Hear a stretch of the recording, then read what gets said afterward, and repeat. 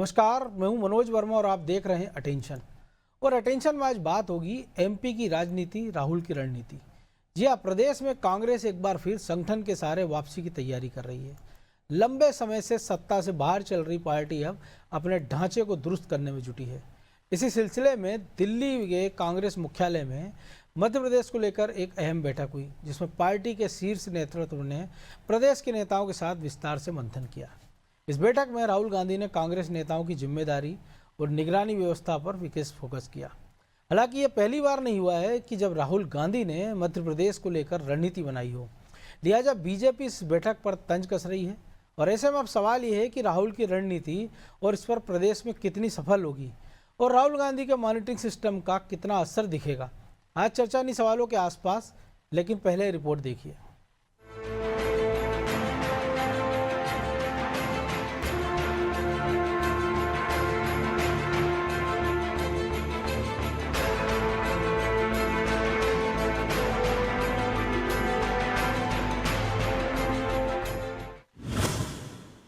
मध्य प्रदेश का सियासी मैदान। राहुल ने तैयार किया प्लान। इन दिनों प्रदेश कांग्रेस का फोकस संगठन को मजबूत करने पर है, लिहाजा प्रदेश में संगठन सृजन अभियान चलाया जा रहा है। लेकिन इस बीच दिल्ली कांग्रेस मुख्यालय में एमपी कांग्रेस की एक अहम बैठक हुई। इस बैठक में कांग्रेस के राष्ट्रीय अध्यक्ष मल्लिकार्जुन खड़गे, नेता प्रतिपक्ष राहुल गांधी, संगठन महासचिव केसी वेणुगोपाल ने एमपी कांग्रेस के नेताओं संग चर्चा की। कहा तो ये भी जा रहा है कि इस बैठक में राहुल ने प्रदेश को लेकर प्लान भी दिया। वहीं राहुल गांधी ने यह भी बताया कि संगठन में नियुक्ति के बाद किस पदाधिकारी से कैसे काम लेना है और काम की मॉनिटरिंग किस तरह से होगी। हालांकि इस बैठक पर कांग्रेस का क्या कहना है। जिस प्रकार से भाजपा सरकार जन विरोधी नीतियों को अपनाई हुई है, जनता के जो जन सरोकार के मुद्दे हैं, जो जनता की परेशानी है, उनको नज़रअंदाज कर रही है। संसद शुरू होने वाली है और जन सरोकार के जो जिन मुद्दों पे चर्चा होनी चाहिए, उन मुद्दों से भटकाने का कार्य निरंतर भाजपा सरकार कर रही है। भाजपा ने जो वादे किए थे, उन वादों को पूरा करने में असक्षम साबित हुई है। आज देश के अंदर बेरोजगारी चरम पर है, महंगाई बढ़ती जा रही है। इन सभी समस्या, इन सभी ज्वलंत मुद्दों पे कांग्रेस की बैठक में चर्चा हुई है। बैठक में मनरेगा का नाम बदले जाने, एसआईआर में वोटर्स के नाम गलत तरीके से हटाए जाने और एमपी कांग्रेस के संगठन विस्तार और आगे की रणनीति भी तैयार हुई है। लेकिन राहुल गांधी के प्लान पर अब बीजेपी हमलावर है और कई आरोप भी लगा रही है। देखिए, राहुल गांधी जी अब तक के असफल नेताओं में से एक हैं, जिनका स्ट्राइक रेट -95% है। जहां गए हैं वो चुनाव हारे हैं। अब वो मध्य प्रदेश में प्लान की बात कर रहे हैं। राहुल गांधी जी कोई भी प्लान कर लें, मध्य प्रदेश में वो विफल ही रहेंगे। उसका कारण ये है कि पूर्व में जब जब राहुल गांधी जी आए, एक बार आए थे तो किसान कर्ज माफी का झूठ बोल के गए थे, दोबारा आए तो फिर वो मोबाइल दिखाने लगे लोगों को कि मेड इन भोपाल मोबाइल हम बनाएंगे, और झूठ और छल कपट पर उनकी राजनीति डिपेंड करती। भले ही 2028 के विधानसभा चुनाव में अभी वक्त हो, लेकिन बड़ा सवाल यही है कि क्या राहुल गांधी का ये प्लान मध्य प्रदेश में कांग्रेस को मजबूती देगा, क्योंकि इससे पहले भारत जोड़ो यात्रा का भी प्रदेश में कोई खास सियासी असर देखने को नहीं मिला, ना 2023 के विधानसभा चुनाव में और ना ही 2024 के लोकसभा चुनाव में। ऐसे में अब नजरें राहुल गांधी के नए प्लान पर टिकी है। सवाल यही है कि क्या संगठन के दम पर कांग्रेस मध्य प्रदेश में वापसी कर पाएगी या फिर ये प्लान भी फाइलों और बैठकों तक ही सिमट कर रह जाएगा। ब्यूरो रिपोर्ट, अनादि टीवी।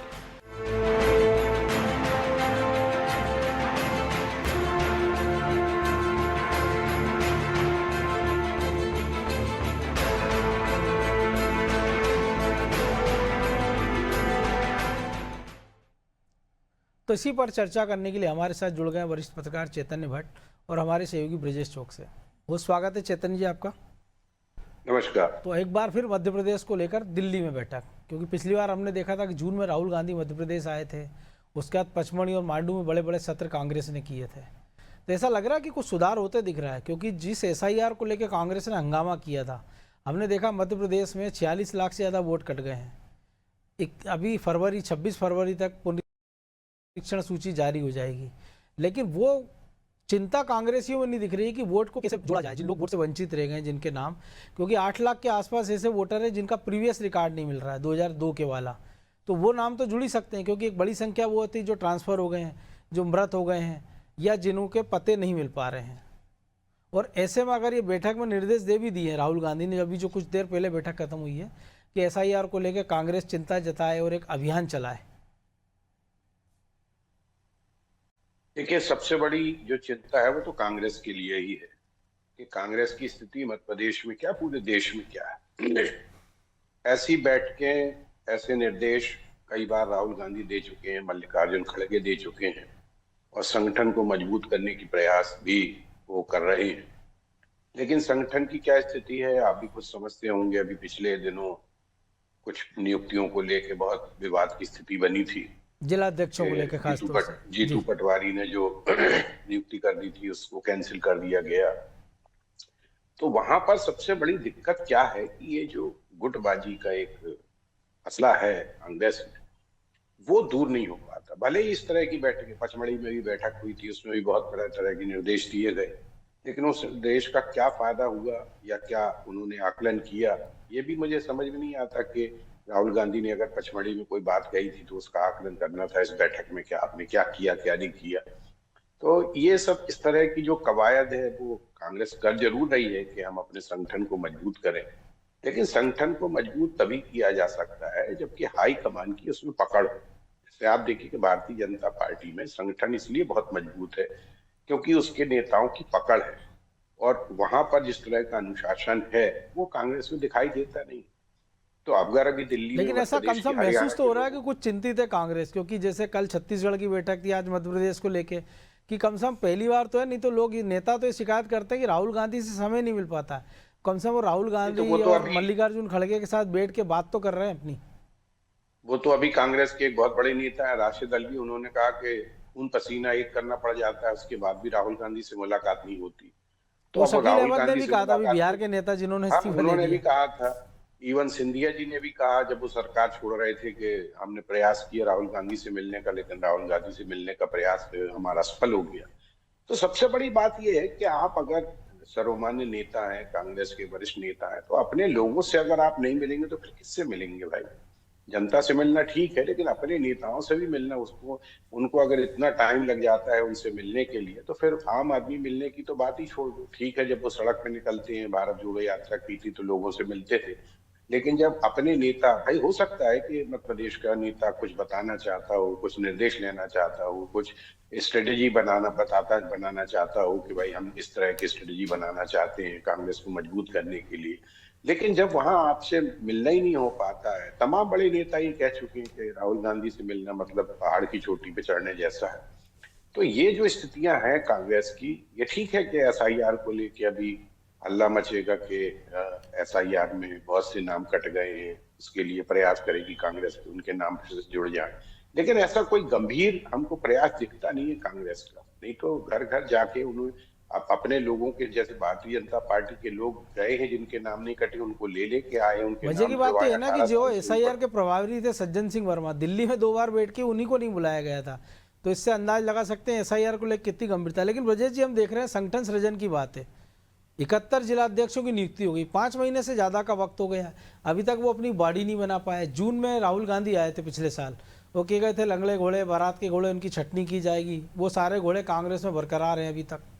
तो ऐसे में संगठन सृजन होगा कैसे और मजबूत कैसे होगा संगठन? देखिए मनोज जी, उसी की कवायद चल रही है। हम कह सकते हैं कि देर आए दुरुस्त आए। राहुल गांधी, मल्लिकार्जुन खड़गे, वेणुगोपाल से तमाम जो बड़े नेता हैं वो कम से कम चिंतित तो नज़र आ रहे हैं, जो आप भी कह रहे हैं। आप देखिए, मध्य प्रदेश नहीं, वो तमाम राज्यवार बैठकें कर रहे हैं, समीक्षा कर रहे हैं। और जो आपने कहा है कि संगठन सृजन चल रहा है, लेकिन नियुक्तियाँ क्यों नहीं हो रही? 71 जिलाध्यक्षों की नियुक्ति कैसे हुई है सबको पता है कि राहुल गांधी का इंटरेस्ट था। उन्होंने खुद, ये जीतू पटवारी ने स्वीकार किया कि उन्होंने खुद 15 जिलाध्यक्षों से सीधे बात की थी, उनकी नियुक्ति की थी। बड़े नेताओं को वहाँ पे जिलाध्यक्ष बनाया, कुछ ने इनकार कर दिया, जयवर्धन सिंह जैसे नेता स्वीकृति भी दे दी और बन भी गए। जिलों को मजबूत करने की रणनीति पर ही काम चल रहा है, और इसी कारण जो लगातार बैठकें हो रही हैं, उसी इस बैठक में भी आया है कि आपको बाकायदा निर्देश दिए हैं AICC ने कि आपको 15 दिन के अंदर DCC का जो आपको जो नियुक्तियां करनी है कार्यकारिणी की वो 15 दिन में कर लें आप। 30 दिन के अंदर ब्लॉक स्तर की कमेटियों की नियुक्ति कर लें और 60 दिन के अंदर मंडल, ग्राम पंचायत और बूथ स्तर की कमेटी बना लें। तो एक टाइमलाइन आपको सेट करके दे दिए और साथ में ये भी निर्देश दिए हैं कि SC, ST, OBC वर्ग के साथ साथ अल्पसंख्यकों का भी वर्ग को भी उसमें इस तरह से पद दिए जाएं कि एक तरह से लगे कि सबका समुचित प्रतिनिधित्व भी मिल रहा है। तो ये टारगेट किया जाए। बिल्कुल। तो नियुक्तियों में किस तरह से सबको बराबरी का हक दिया जाए महिलाओं को लेकर। इसके साथ साथ जो पिछली बार जो शिकायतें हुई थी कि कुछ नेता अपनी मर्जी से कार्यक्रम बना रहे हैं, तो वो भी उन्होंने साफ संकेत दे दिए इस बैठक के माध्यम से कि सीनियरों का जो अनुभव है उसको लेकर चलें और तालमेल बना के गुटबाजी ना करके एकजुटता से साथ काम करें। जो हमने देखा भी है कि कांग्रेस में यदा कदा ये खबरें आई जाती हैं। कल ही हमने देखा उमंग सिंगार कह रहे थे संगठन में जल्द से जल्द नियुक्ति कर लेनी चाहिए जिससे फायदा होगा, नहीं तो नुकसान हो जाएगा। तो इस तरह की बयानबाजी पर भी एक तरह से एक संकेत दिया है कि तालमेल बिठाकर इस तरह से काम करें और फीडबैक भी लिया है कि भाई जो जिलाध्यक्ष बना दिए संगठन कैसे काम कर रहा है। साथ साथ ये रणनीति पर भी बात हुई है कि आप देशव्यापी मुद्दे क्या हैं और राज्य स्तर के मुद्दे क्या हैं, किस तरह से उनको उठाना है, सोशल मीडिया के माध्यम से उठाना है, किस तरह से आंदोलन करना है। तो फीडबैक भी लिया है, रणनीति भी बताइए कि आपको SIR से लेके मनरेगा से लेके किन किन मुद्दों पर फोकस करना है, उनको जोर शोर से उठाना है। तो ये तमाम चीजें हुई हैं। तो निश्चित तौर पर जो हम कह रहे हैं ना,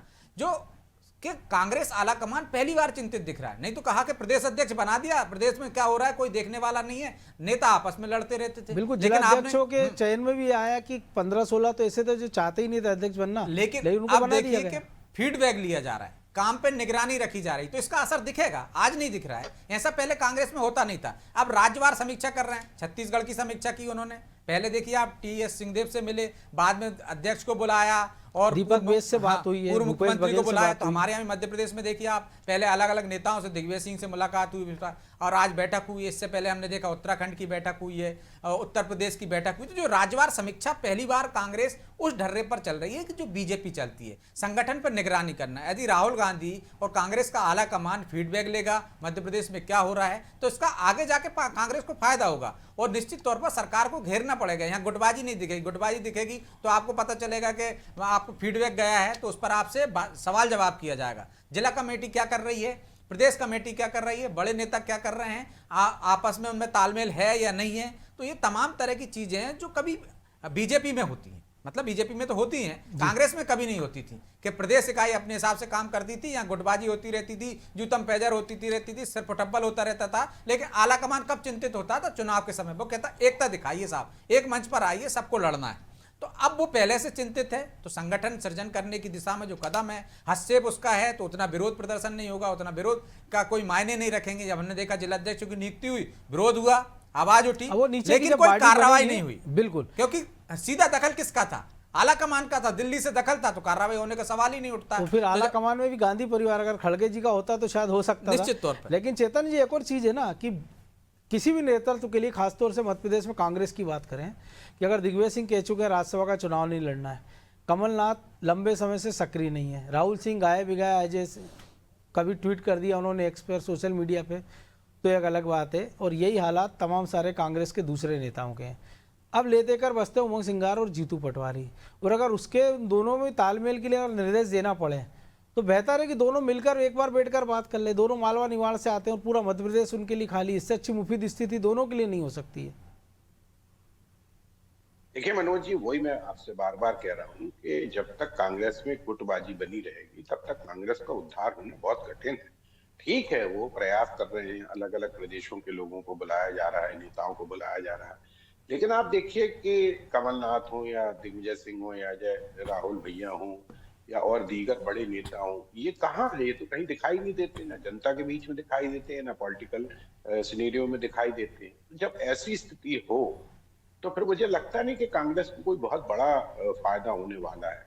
ये ठीक है कि वो उनका जो हाई कमान है वो इस तरह के निर्णय ले रहा है और कोशिश कर रहा है कि हम संगठन को बहुत मजबूत बना दें, लेकिन आप देखिए कि जो जिलाध्यक्षों की नियुक्ति हुई है उसमें अभी तक उनकी कार्यकारिणी नहीं बन पाई, काफी लंबा समय हो गया। आप जीतू पटवारी को देखो, वो 10 महीने तक बिना कार्यकारिणी के काम करते रहे। तो सवाल इसी बात का है कि जब आप किसी को अधिकार देते हो और फिर उसके हाथ बांध देते हो कि आपके हाथ पैर बांध दिए और कहा कि जाओ अब तालाब में तैरने लगो, तो कैसे होगा? अगर आपने किसी को बनाया है, अगर कोई अधिकार दिया, तो फिर उसको अधिकार देना चाहिए कि वो अपने हिसाब से कार्यकारिणी बनाए या अपने हिसाब से नेताओं का गुणा भाग कर लेकिन सके। उस पार्टी में तो दिक्कत इतने यही है अधिकार कि तो भी राष्ट्रीय अध्यक्ष को भी नहीं मिले ना। हाँ, तो दिक्कत वही है ना कि भाई जब आप किसी को कुछ अध्यक्ष ही, हाँ वो तो सही कह रहे हो, आपके राष्ट्रीय अध्यक्ष के पास भी उतने पावर नहीं, उनको भी कहना पड़ता है कि हमको हाईकमान से पूछना पड़ेगा। भाई जब आप राष्ट्रीय अध्यक्ष हो फिर आप कौन सा हाईकमान होता है? तो सवाल इसी बात का है कि जो पूरा संगठन है या पूरी कांग्रेस है वो सिर्फ गांधी परिवार के इर्द गिर्द सिमट कर रह गई है। तो उनके हिसाब से जो कुछ काम करेगा वो आगे बढ़ पाएगा, जो नहीं कर पाएगा वो पीछे रह जाएगा। जीतू पटवारी लंबे समय से प्रदेश के अध्यक्ष हैं, लेकिन उनकी कितनी चल रही है ये भी देखना बड़ा जरूरी होगा। तो ये तमाम जो स्थितियां कांग्रेस के साथ हैं, इसमें मुझे लगता नहीं कि कोई बहुत ज्यादा फर्क पड़ने वाला है। जैसा ब्रजेश भाई कह रहे हैं कि भाई इसका असर हो सकता है कि बाद में देखने को मिले, तो ये अच्छी बात है कि अगर विपक्ष यहाँ मजबूत होगा तो जिस तरह से भारतीय जनता पार्टी की नीति रीति है उनका विरोध किया जा सकता है। लेकिन उसके लिए वही बात है, सबसे बार बार वही बात है कि घूम के आती है कि आप संगठन को मजबूत करने के लिए सबसे पहले गुटबाजी का जो कीड़ा है उसको निकाल के बाहर फेंकना पड़ेगा, तब जाके आपको जो भारतीय जनता पार्टी से मुकाबला करने में आप सक्षम हो पाएंगे। क्योंकि एक तरफ अगर एक नेता विरोध करता है तो दूसरी तरफ दूसरा नेता उस तरफ मुंह फेर लेता है। अब आप देखिए इतने बड़े बड़े, हालांकि ये बात हो रही है कि यही कभी कांग्रेस की ताकत रही है, गुटबाजी, क्षेत्रीय छत्रप।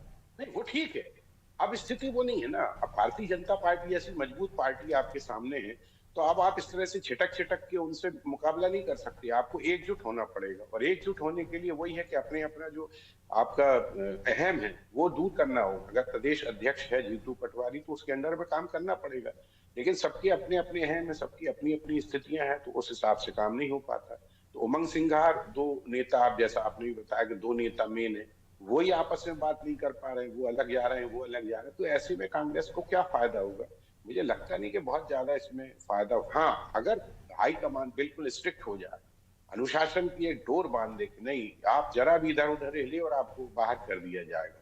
दो चार नेताओं को बाहर करके तो देखें, जब लंगड़े घोड़े अभी भी वहां पे दौड़ में भाग ले रहे हैं तो आप अभी तो हालत ये है कि दीपक जोशी जिस कांग्रेस कार्यकर्ता से शादी कर लेते हैं तो मुकेश नायक को कहना पड़ता है कि हमारे यहाँ तो वैसी कार्यकर्ता कम है, ये कार्यकर्ता और ले गए। तो ऐसे में तो बड़ा संकट है कांग्रेस सामने। लेकिन ब्रजेश जी जो आपने भी कहा और चैतन्य जी भी कह रहे हैं, लेकिन कांग्रेस ने थोड़ी सक्रियता दिखाई, इसमें कोई शक नहीं, लेकिन उस टेम्पो को बरकरार नहीं रख पाते हैं वो। चाहे SIR के मुद्दे की हम बात कर लें या इंदौर के भागीरथपुरा कांड की, इतना बड़ा कांड की बात कर लें कि एक बीच में वो ब्रेक ले लेते हैं 8-10 दिन का, अब फिर यूथ कांग्रेस उसको आगे लेकर जाएगी उस मामले को। देखिए मनोज जी, हम क्योंकि हमेशा कांग्रेस को बीजेपी की तरफ से देखते हैं कि एक पलड़ा बीजेपी को देखते हैं हम, फिर हम कांग्रेस को अब चूंकि बायपोलर राजनीति दो ही लोग हैं ना, दो ही लोग सामने, हैं, इसलिए एक तरफ हमको बहुत मजबूत संगठन दिखता है, एक तरफ हमको अब धराशायी दिखता है बिल्कुल।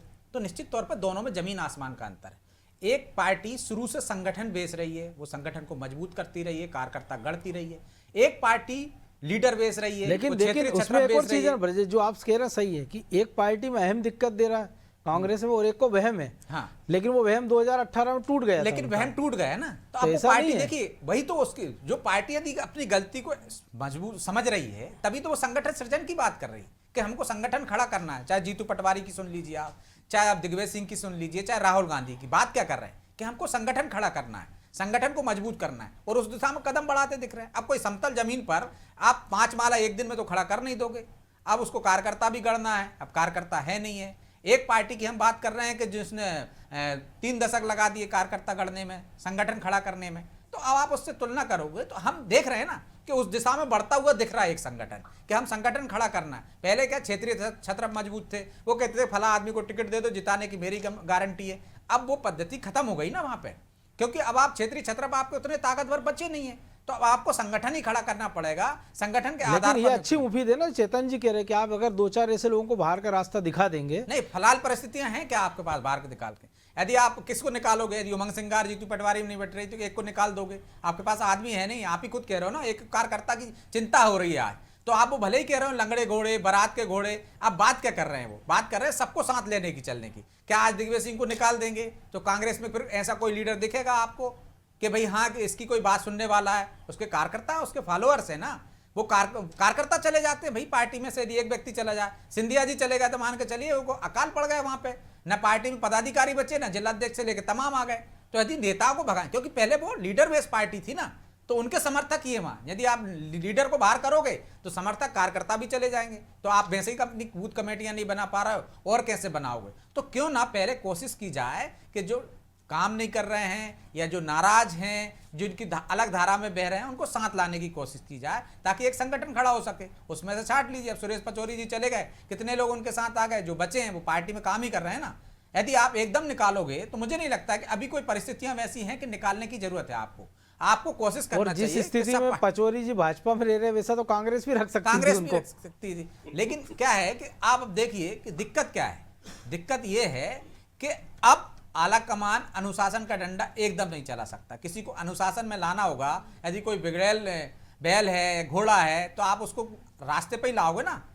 नहीं, आप हंटर ना मारें, लेकिन हंटर फटकार तो सकते हैं आप। तो फटकारना शुरू, मतलब आप देखिए कि यदि आप संगठन बना रहे हो और ये बात भी कह रहे हो कि हम इसकी समीक्षा करेंगे कि जिलाध्यक्ष क्या काम कर रहे हैं, नहीं कर रहे हैं, तो समीक्षा करेंगे। जब उनको हटाएंगे तो यही तो फटकारना होगा। इसी से अनुशासन आएगा कि आला कमान देख रहा है। सबसे बड़ी बात क्या है? देख रही है दिल्ली। हमने कांग्रेस के नेताओं को देखा है कि जब दिल्ली देखती थी तो अंग्रेजी अखबारों में अपनी एक छोटी सी खबर भी छपवाने के लिए ललायत रहते थे कि दिल्ली देख रही है, कि दिल्ली पढ़ लेगी, दिल्ली के नेता पढ़ लेंगे। जब दिल्ली देखेगी तो असर दिखेगा। आज नहीं दिखेगा तो कल दिखेगा। लेकिन क्या इतना आसान रहेगा चेतन जी? एक छोटी सी प्रक्रिया, क्योंकि अगर दिल्ली वालों ही सब देख रहे होते तो ये हालत नहीं होती। और अब तो दिल्ली में कांग्रेस नहीं दिख रही है। नहीं, देखिए वो सही कह रहे हो आप कि अब तो दिल्ली में क्या पूरे भारत ही में नहीं दिख रही है कांग्रेस। लेकिन चलिए ठीक है, अगर कोशिश हो रही है तो अच्छी बात है। और अगर संगठन मजबूत करने की कोशिश, अगर भारतीय जनता पार्टी के संगठन से सीखने की कोई बात है, अच्छी बात सीखना किसी से, किसी भी पार्टी, अपने विरोधी भी अगर उससे अच्छी बात अगर है उससे सीखने की, तो कोई उसमें बुराई की बात नहीं है। बिल्कुल प्रयास जारी है। ये तो हम तो शुभकामनाएं देंगे कांग्रेस को कि भाई अगर उनका संगठन मजबूत होता है और वो भारतीय जनता पार्टी, लोकतंत्र के लिए भी अच्छा है। ये तो लोकतंत्र के लिए भी अच्छी बात है कि विरोध विपक्ष अगर मजबूत होगा तो निश्चित तौर पे जो सत्ता पक्ष की तानाशाही, इस पर रोक लग पाएगी। अब देखना ये होगा कि अब देखिए इसका असर कब तक होता है। अब जी तो बहुत आशान्वित है इस मामले में कि इसका असर होगा। हालांकि एक मुद्दा और तैयार खड़ा है यूजीसी का, लेकिन अब बिल्ली के गले में घंटी कौन बांधे, क्योंकि दिग्विजय सिंह ने उसको लीड किया। ये भी एक संकट है। बहरहाल वक्त इतना ही था। बहुत धन्यवाद चेतन जी आपका। तो कांग्रेस की रणनीति, मध्य प्रदेश में कांग्रेस को मजबूत करना है, लेकिन एक शेर बड़ा मौजूद है इस पर कि हाथे बंधे सरते सफर, किससे कहो कि पैरों के कांटे निकाल दे। तो कुछ वैसे हालात कांग्रेस के हैं। अब उनको सफर भी करना है और पैरों के कांटे भी निकालना है। अब इसमें क्या कांग्रेसी एकजुट होकर जीतू पटवारी के पीछे खड़े हो जाते हैं या फिर उनको निपटाने का प्रयास करते हैं? इस बैठक के बाद अगले 3-4 महीनों बहुत कुछ स्थितियाँ साफ हो जाएगी। अटेंशन में आज इतना ही। मुझे दीजिए इजाज़त और आप देखते रहिए अनादि टीवी। नमस्कार।